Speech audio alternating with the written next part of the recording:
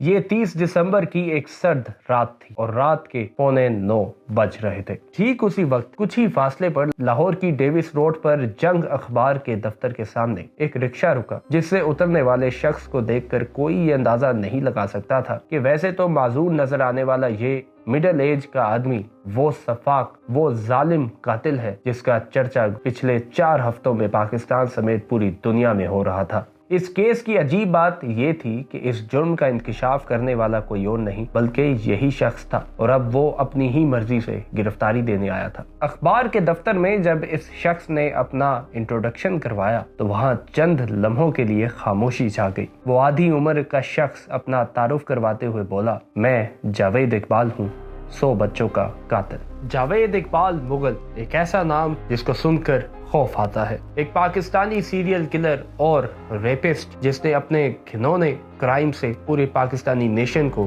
ہلا کر رکھ دیا تھا۔ دسمبر 1999 میں پاکستانی نیشن اس وقت خوف زدہ ہو گئی جب ایک لیٹر سامنے آیا جو کسی اور نے نہیں بلکہ خود جاوید اقبال نے بھیجا تھا، جس میں 6 سے 16 سال کی عمر کے 100 بچوں کا ریپ پھر ان کے مرڈر کا کھلے عام اعلان کیا گیا تھا۔ مرنے والے بچے زیادہ تر آرفن تھے۔ اس کرائم کے سامنے آنے کے بعد پولیس اور میڈیا نے فوری حرکت کی اور اقبال کے گھر کے اندر اس کی ظالمانہ اور بے ایمانہ حرکتوں کے چونکا دینے والے اور پریشان کر دینے والے ایویڈنس ملے۔ خون کے دھبے دیواروں اور فرش کو سجائے ہوئے تھے، جبکہ بچوں کی پکچرز پلاسٹک کے بیگ سے ملی جن پر ہاتھ سے لکھے ہوئے نوٹوں کے ساتھ لیبل لگا ہوا تھا۔ اس کے بعد پولیس نے یہ بھی انویسٹیگیٹ کیا کہ جاوید اقبال جن بچوں کو مارتا تھا وہ ان کا گلا گھونٹ دیتا تھا۔ اس سے بھی زیادہ خوفناک تیزاب کے وہ ٹب ملے جن میں انسانوں کی باقیات کھلے میں چھوڑے ہوئے تھے، جس کے ساتھ ایک نوٹ بھی تھا جس میں دعویٰ کیا گیا تھا کہ لاشوں کو جان بوجھ کر ٹھکانے نہیں لگایا گیا تاکہ یہ یقینی بنایا جا سکے کہ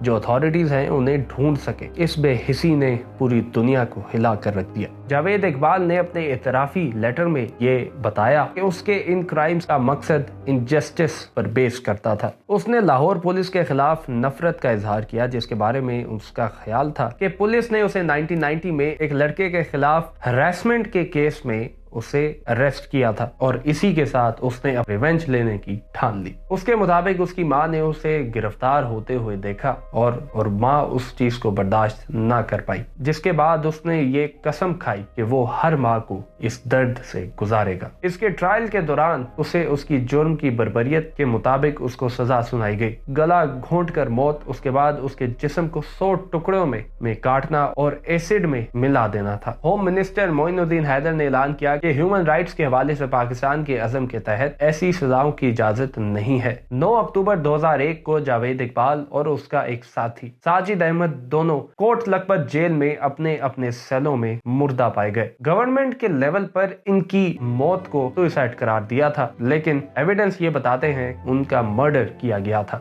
جاوید اقبال کی مری ہوئی لاش کو کسی نے ایکسیپٹ نہیں کیا اور اسے لاوارث دفنا دیا گیا۔ جاوید اقبال کی دل خراش کہانی انسان کے ضمیر کے گرنے کی ایک مثال ہے۔ خدا کرے کہ کسی اور ماں کو ان 100 ماؤں جیسا درد نہ سہنا پڑے جیسا انہوں نے سہا۔